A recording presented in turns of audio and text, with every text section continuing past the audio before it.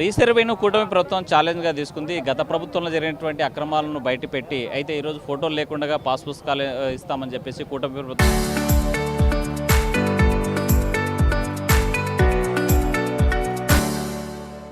ఒకవైపు చెప్తా ఉన్నా రీసర్వేలో అన్యాయం జరిగింది, మాకు న్యాయం చేయండి అనేసి రెవెన్యూ అధికారులను ప్రాధేయపడినా కూడా న్యాయం జరగలేదని ఈరమ్మ అనేటువంటి ఒక మహిళ ఆత్మహత్య చేసుకున్నటువంటి పరిస్థితి ఉంది. ఈ నేపథ్యంలోనే రోడ్డెక్కారు, ఆందోళన చేశారు. ఆ మృతదేహంతో కర్నూలు కలెక్టరేట్ వద్ద పెద్ద ఎత్తున ముట్టడించడం జరిగింది. ఈ నేపథ్యంలో మనతో పాడడానికి బాధిత కుటుంబ సభ్యులు ఉన్నారు. చెప్పండి, అసలు ఏం జరిగింది? మీకు రావాలి ఈమె ఈరమ్మ ఆత్మహత్య చేసుకునే కారణం ఏంటి?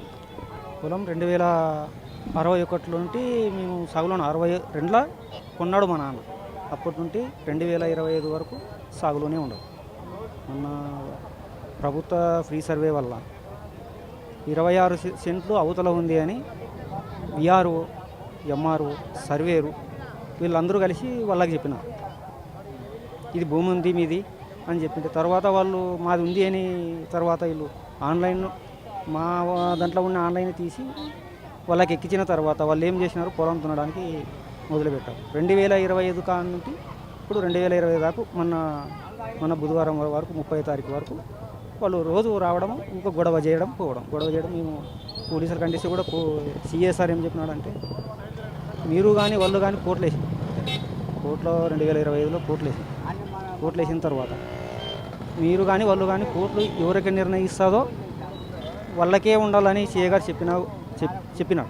చెప్పింటే కూడా వాళ్ళు వినకుండా ఎంఆర్ఓ పాస్బుక్ ఇచ్చింది. మళ్ళీ పాస్బుక్ ఇచ్చిన తర్వాత ఇంకా మాకే పాస్బుక్ అని వాళ్ళు రావడము, దున్నడము అలా చేస్తుంటే పొద్దున 6 గంటలకి 30వ తారీఖు పొద్దున ఇంకా వాళ్ళు పొలం దున్నారు అని మా అమ్మకి ఇచ్చి పొలం దున్నుతున్నారని చెప్పే లోపల మా అమ్మ చేనుకి వచ్చి, ఎందుకు దున్నుతారా మీరు, పొలం మాది ఇది, అప్పటి నుండి మేమే సాగు చేస్తున్నాము అని అన్నా కూడా లేదు సాకల్దాను నువ్వు ఎవరు చెప్పడానికి అని కొంచెం దూషించి మాట్లాడారు. ఎవరు అటుపక్క గొల్లా నారాయణ, గొల్లా రంగస్వామి, గొల్లా రామంజనేయ వాళ్ళు దూషించడం వల్ల మా అమ్మ నువ్వు సస్య సాయిపో సాకల్దాను నాకేమంటే అటు సస్తావానికి అని మందు డబ్బా పరిచినారు. వాళ్ళు కొత్తిమీరికి ఉల్లికి తెచ్చుకున్నారు బండ్లా ఉంటే అటు సస్య సాయిపో మాకేమని అని బండ్లా పడిచింటే మా అమ్మ వాళ్ళు తిట్టే మాటలకి దూషించలేక ఆత్మహత్యకి మీది కానటువంటి భూమిని సర్వే చేసిన సందర్భంలో వాళ్ళకు వస్తుందని చెప్పేసి అధికారికంగా చెప్పినటువంటి నేపథ్యంలో మరి మీదని ఎలా నిరూపిస్తుంది?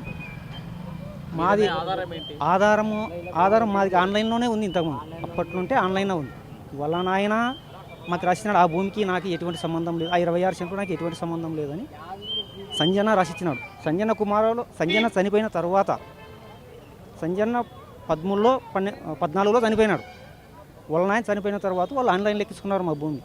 మా నాయన కూడా అదే తొందరలోనే చనిపోయినాడు. మేము కుటుంబాలు సరిగా లేక దాన్ని అట్లే వదిలేసినాం. దాని గురించి ఏం పట్టించుకోవట్లేదు, మాది మాకుంటుంది కదా అని దాని జోలికి ఏం పోలేదు.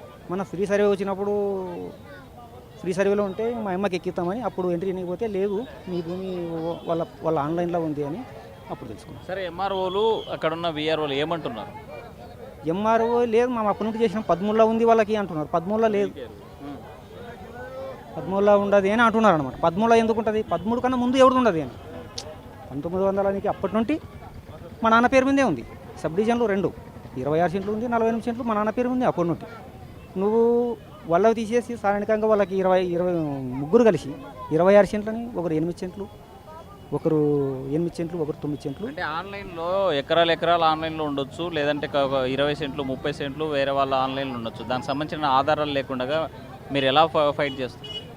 ఆధారాలు వాళ్ళ నాయన రాసిచ్చిన డాక్యుమెంటు అంటే అగ్రిమెంట్, రిజిస్ట్రేషన్ కాదు, అగ్రిమెంట్ ద్వారా మేము 61లో కొన్నాము. వేరే వాళ్ళ కొంటోళ్ళ దగ్గర మేము కొన్నాం 60లో, వాళ్ళు 70లో ఉన్నారు. రోడ్డు యువతల చెంప ఉండింది, మా నాన్న కొన్నాడు. రోడ్డు అవతల చెంప ఉండింది, వాళ్ళది 5 ఎకరాలు ఉంది అవతల పక్క. దాంట్లోనే ఏమైందంటే సబ్ డివిజన్లు మారాయి అప్పట్లోనే. ఆ సబ్ డివిజన్ల వలన 3 సబ్ డివిజన్లు వాళ్ళు రిజిస్టర్ చేసుకున్నాడు. అప్పుడు వాళ్ళ ఆయన 70లో చేసుకున్నాడు. మా నాయన ప్రశ్నించినాడు, నువ్వు నా భూమి ఎప్పుడు చేసుకున్నావు అంటే 75లో ప్రశ్నించినాడు. ప్రశ్నిస్తే వాళ్ళ నాయన ఏం చేసినాడు, ఈ భూమికి నాకు ఎటువంటి సంబంధం లేదు, నేను తప్పుగా రిజిస్టర్ చేసుకున్నా అని ఒప్పంద ప్రకారం చేసుకొని దాన్ని మా నాయనకి అగ్రిమెంట్ రూపంలో రాసి ఇచ్చినాడు. సరే, అధికారులు ఏమంటున్నారు? అధికారులు ఏమంటారు, నీకు ఈ ప్రూఫ్ కావాలా అంటే ఈ డాక్యుమెంట్లు ఉన్నామా వాళ్ళు రాసి ఇచ్చినారు అని ఎంఆర్ఓ మేడం చెప్తే, ఎంఆర్ఓ మేడం మమ్మల్ని ఇట్లా గేటు కూడా దాటనేయడం.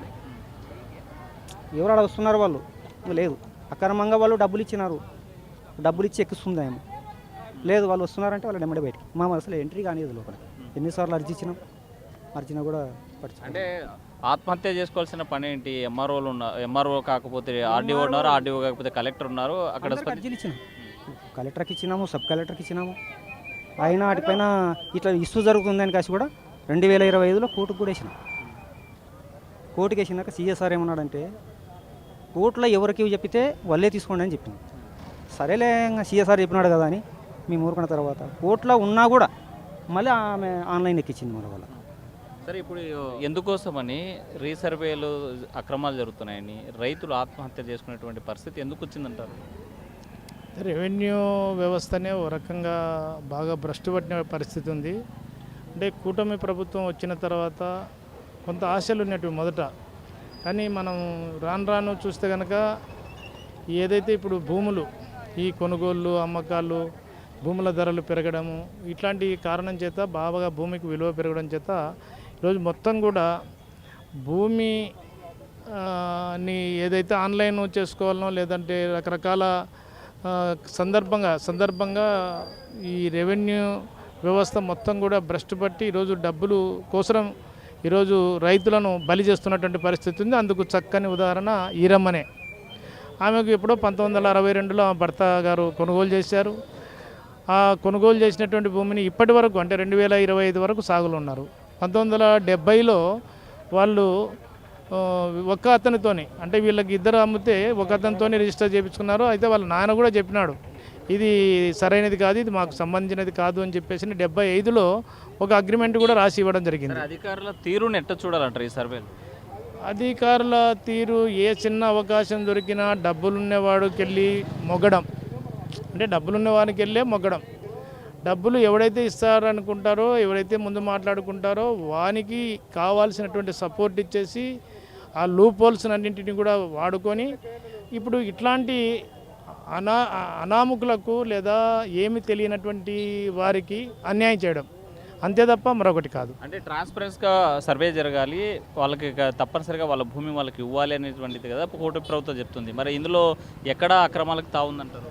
మాటలలో అసలుకు స్వర్గం చూపిస్తున్నారు, చేతులలో మొత్తం కూడా దానం చేసేసేస్తున్నారు.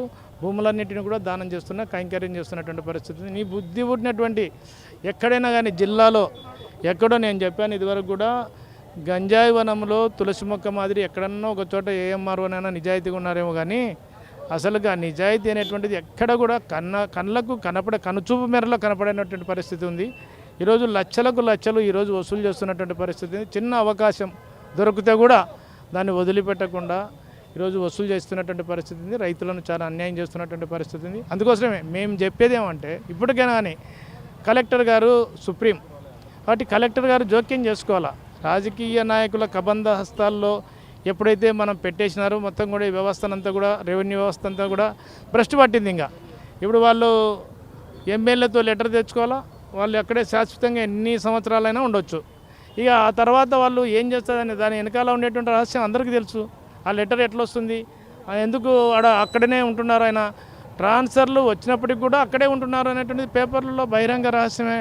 కాబట్టి ఈ రెవెన్యూ వ్యవస్థను ప్రక్షాళన చేయకపోతే మాత్రం ఇంకా ఇట్లాంటి ఇరమ్మలు ఎంతోమంది చావుకు కారణం కావడానికి అవకాశం ఉంది అనేటువంటిది మా అభిప్రాయం. ఈరమ్మ కుటుంబ సభ్యులకు ఎలాంటి హామీ ఇచ్చారు డిఆర్ఓ గారు? ఇప్పుడు ఆ భూమికి సంబంధించినటువంటిది డీటెయిల్స్ అన్ని తీస్తాము. ఇప్పటికే కలెక్టర్ గారు ప్రొహిబిటెడ్ రిజిస్టర్లో పెట్టారు, హోల్డ్లో పెట్టేసినారు. కాబట్టి తప్పనిసరిగా ఆ చావుకు ఎవరైతే కారణమైనారో వాళ్ళందరి మీద కూడా చర్యలు తీసుకుంటామని చెప్పినారు. ఇప్పుడు 306 కేసు కట్టినామని చెప్పేసి ఎఫ్ఐఆర్ కూడా కాపీ సిఐ గారు చంద్రబాబు గారు కూడా చెప్పారు, మన గోనెగండ్ల సిఐ గారు. అంటే చర్యలు తీసుకుంటామని చెప్పేసి చెప్తున్నారు. న్యాయం చేస్తాము మీకు అని చెప్పేసి ఆ కుటుంబానికి న్యాయం చేస్తామని అంటున్నారు. ఎటువంటి న్యాయం చేస్తామో మేము భవిష్యత్తులో అన్ని దానికి సంబంధించిన రికార్డ్స్ అన్నీ కూడా తీసుకొచ్చుకొని న్యాయం చేస్తాము అని చెప్పేసి. భవిష్యత్తులో ఇలాంటి ఘటనలు జరగకుండా ఉండేందుకు ఎలాంటి చర్యలు చేపట్టారు? రెవెన్యూ వ్యవస్థలో చాలా అంటే ఒకటి అంటే ఇట్లాంటి ఘటనలు జరగకూడదంటే రాజకీయ నాయకుల జోక్యం ఉండరాదు. చాలా స్పష్టంగా ఇది రాజకీయ నాయకుల జోక్యం ఉంది కాబట్టి ఇది జరుగుతుంది మొత్తం. లేకుంటే రాజకీయ నాయకుల జోక్యం లేకపోతే కనుక కలెక్టర్ మేడం ఎవరైతే ఏ అధికారి ఎక్కడ వేయాలా, ఏ అధికారి ఎక్కడ పనిచేస్తే బాగుంటుంది అని చెప్పేసి ఒక స్వయం నిర్ణయాధికారం కనుక ఉంటే కనుక తప్పనిసరిగా ఆ ప్రక్షాళన జరిగేటువంటి అవకాశం ఉంది. మంచిగా రైతులకు కానీ అందరికి కానీ బాగా జరిగేటువంటి అవకాశం ఉంది తప్ప ఈ రాజకీయ నాయకుల జోక్యం తగ్గాల.